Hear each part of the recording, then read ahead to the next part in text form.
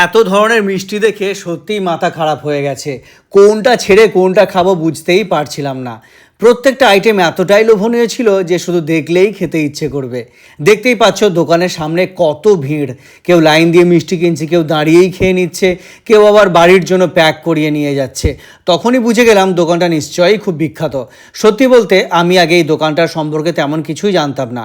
আমি আর মুন জগন্নাথ মন্দিরের দিকে হেঁটে যাচ্ছিলাম। হঠাৎ এত ভিড় দেখে ভাবলাম চলো দেখি ব্যাপারটা কি। দোকানে ঢুকেই চোখ কপালে উঠে গেল। এখানে কি নেই বলো?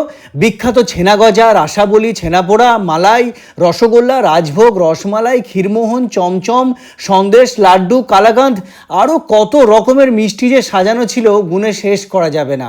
দোকানে কর্মচারীর সংখ্যাও কম নয়, সবাই ব্যস্ত হয়ে একের পর এক কাস্টমারকে সার্ভিস দিচ্ছে। এতগুলো মিষ্টি দেখে আমিও পুরো কনফিউজড। শেষে অনেক ভেবে মালাইয়ের একটি মিষ্টি অর্ডার করলাম। এর দাম ছিল 600 টাকা কেজি। আমি 100 গ্রাম নিয়েছিলাম, তাই 60 টাকা পড়লো।